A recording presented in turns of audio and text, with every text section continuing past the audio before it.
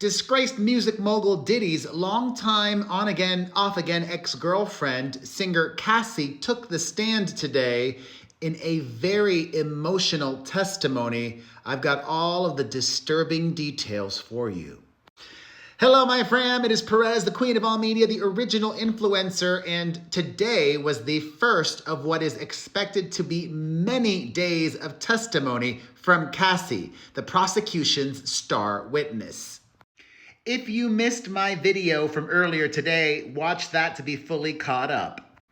And like all of the other videos, this is a very sensitive one dealing with dark subject matter.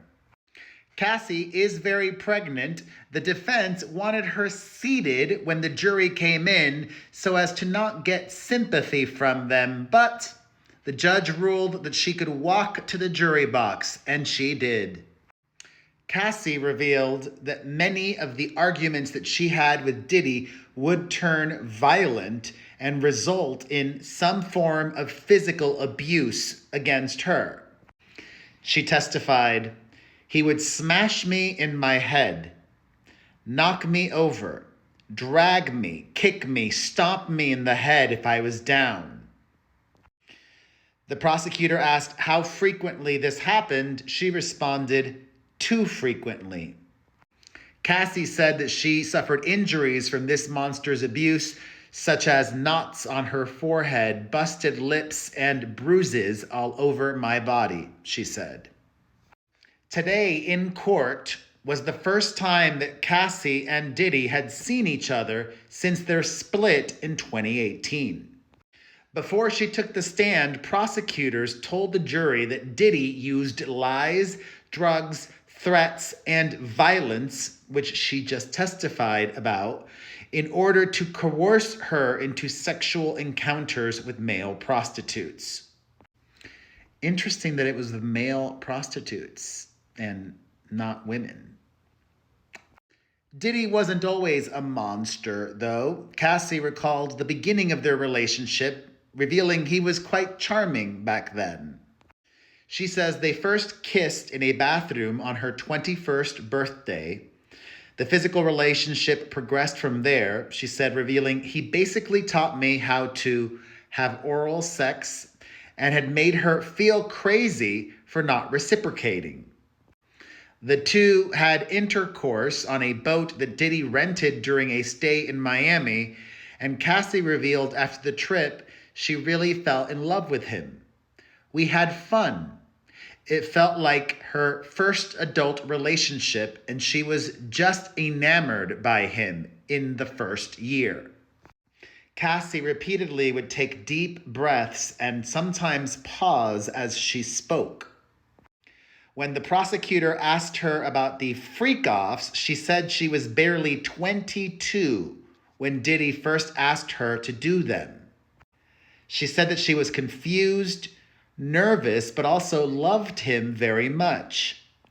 Asked how she felt when Diddy first proposed engaging in a freak-off, she answered, "I just remembered my stomach falling to my butt, just the nervousness and confusion in that moment."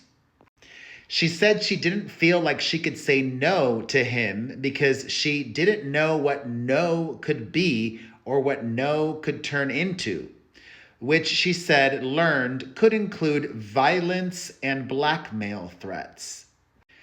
She testified, "Sean controlled a lot of my life, whether it was career, the way I dressed, everything. I just didn't have much say in it at the time." It should be noted that Diddy also was her boss. He signed her to Bad Boy Records in 2006. Their relationship was platonic until that first kiss in 2007. That first kiss happened in Las Vegas, and she said that she was confused by it. Cassie testified, "I was a new artist that didn't know the lay of the land and things like that. I wasn't used to an executive or anyone being that forward that way with me, in a more than friends way, a sexual way, a romantic way. I remember running out and back to my hotel and telling someone about it." It should be noted also that when he and Cassie first started hooking up, he was romantically with Kim Porter, his now deceased baby mama. And that first time that they did it on a boat, she confesses that she was high. Quote, I was drinking wine, then started to take drugs, a blue dolphin ecstasy pill. Sean gave it to me. I had never taken it before.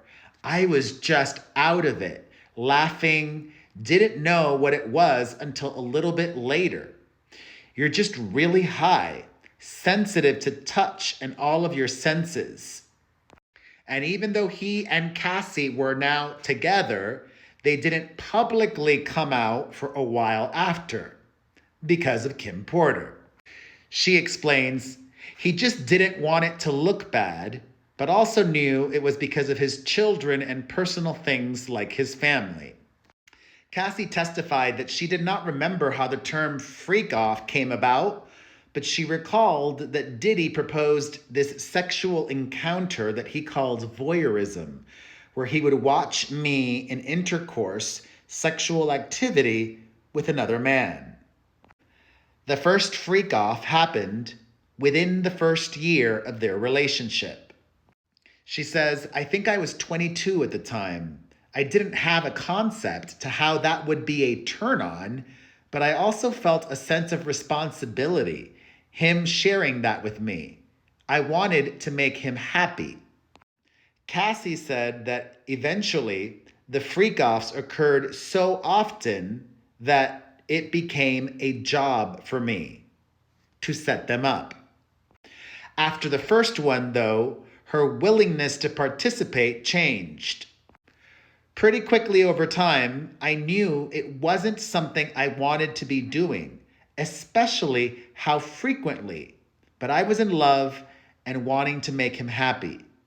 I didn't feel like I had much of a choice. And the longer they stayed together, the more controlling he became and the more violent he became. Cassie testified, you make the wrong face, and the next thing I knew, I was getting hit in the face. Combs also had mood swings that impacted her greatly, she testified. She also revealed that if she didn't respond to a call from Diddy, he and his staff would increasingly contact her until she got back to him. She says Diddy wanted control over what I was doing every minute of the day. She also recalled moving to California from New York for him. Quote, I wasn't ready to be out of New York. I was in love and I wanted to be near him. Cassie said that Diddy paid for her New York City apartment and some of her Los Angeles apartments, and that he had his own keys and could enter whenever he wanted. And this was just the appetizer. Cassie said a lot more today, which I will share with you all in the next video. It's a lot to get through, y'all. So, stay tuned. Today, I will post more. But until then, thoughts on all that we have learned, let's discuss it in the comments section.